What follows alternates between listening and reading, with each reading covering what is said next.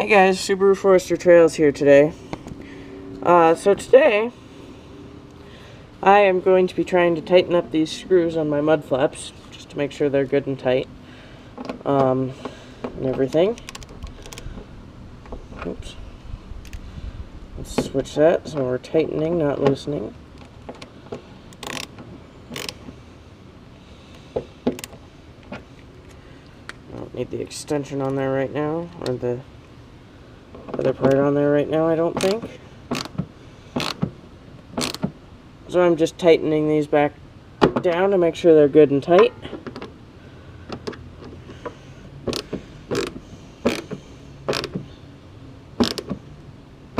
I don't know if you guys can see this at all, actually, but for those of you who don't know, which is probably all of you, actually, because I don't think I posted this on Facebook or Instagram or anything, but I got some rock blocks, I think is how you say it, mud flaps out at Rocky Mountain Subaru Festival. That was a lot of fun to go to, by the way.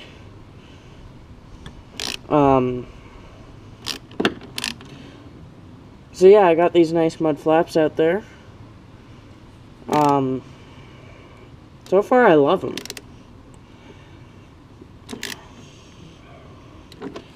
The front ones were really easy to install. The back ones not so much. The back ones were a little bit of a pain to install, because what you have to do is you have to get a jack out, and then try not to strip the screw there. It should be okay. And then you have to jack up your car to get to it, just to get to the factory mounting holes that it uses with a screwdriver. So this mud flap is, on their website it says it's designed for rally cars and stuff. It's a rally style mud flap, so it's fairly flexible. I mean, it's not going to break. I know I've already dragged the back ones across a couple curbs. Yeah, I know, shame on me. Shouldn't be doing that, but I did, and so it happens. And so they're pretty rigid. When I was looking at them, I actually had a debate about whether or not I should get them, just because they're so rigid. But I decided to go ahead and get them, and so far I love them. So that's that one done. Hey guys, so we're back at the back tire now.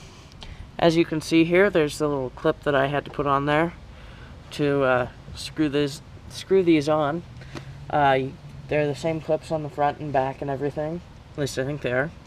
One thing I didn't like about these, let me catch my breath,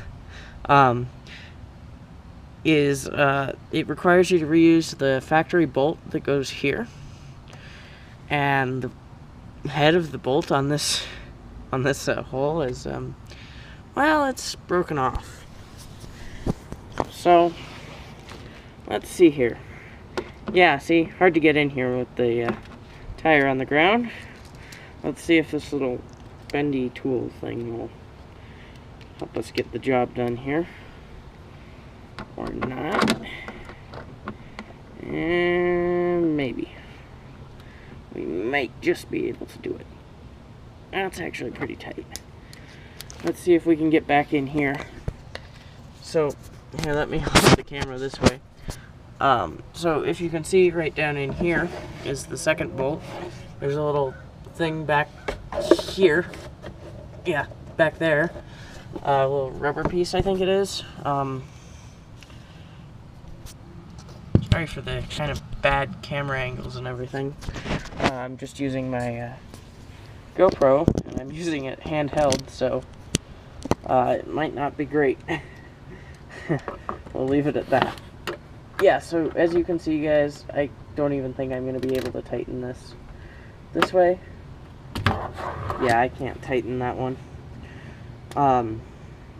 So what you have to do is you have to pull out your jack, use your factory jacking point, which is like right here. Jack your car up, and when your suspension, when your shocks, well, when you jack the car up, your shocks expand, you get, your tire goes down a little bit, just enough that you can get in there and do that. I spent probably about 45 minutes to an hour trying to get that bolt in when I was first installing these in the dark in my driveway, because I wanted to get them on to go race at Bandimere. And, well, I didn't. So I had the front ones on already, so I'm just like, you know what, the front ones are on, I'm gonna leave the back ones off. So let's go to the other side. Alright guys, so we're back at the other side here. As you can see, actually, I've actually gotten some mud on these mud flaps.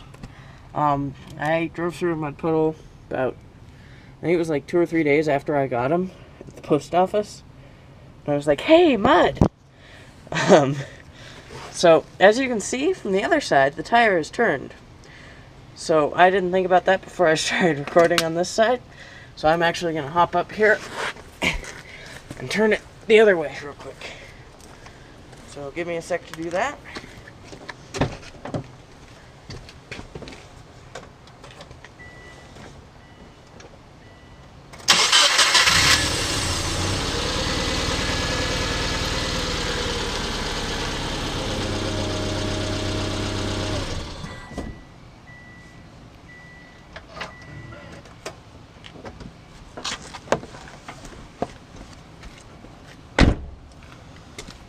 Alright guys, so we got the wheel turned out of the way here. Let's see, will that work? It might actually work. I'm trying to get creative with my camera angles here, because all I've got is my GoPro and my hands, so I can't really hold it while I'm screwing this in, so hopefully this video isn't too bad. If it is, you guys probably won't actually even see it, because I try to put good content up if I'm going to put content up. Wow, that was actually quite a bit loose, because when I put them on originally, I tightened them. Sorry guys, that was probably extremely loud. I might actually mute that. When I first got these, I tightened these down as good as I could. So looks like it's a good thing I'm tightening them some more.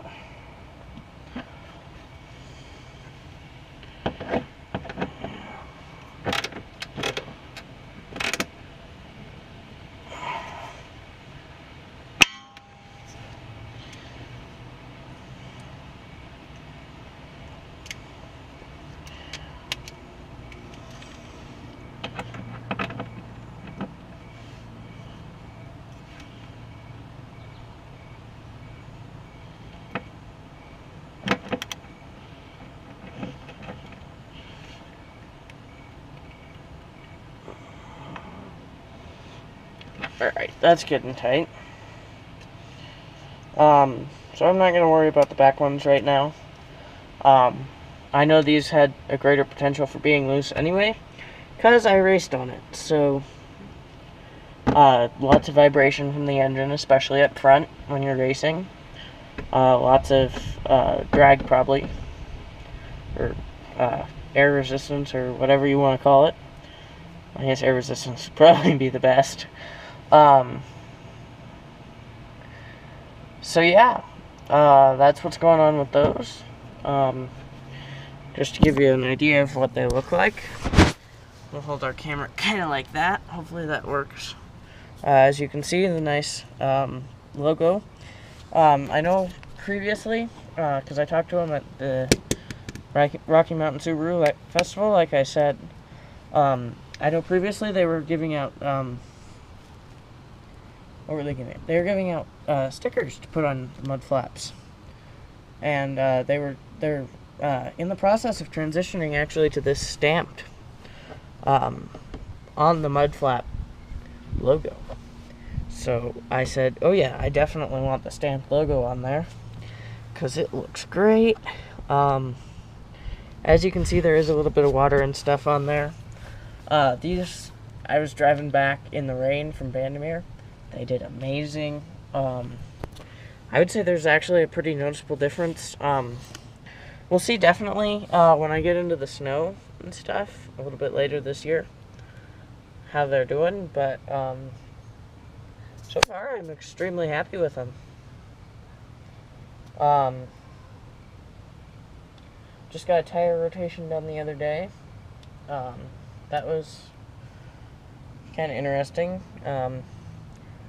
Guys at Costco, they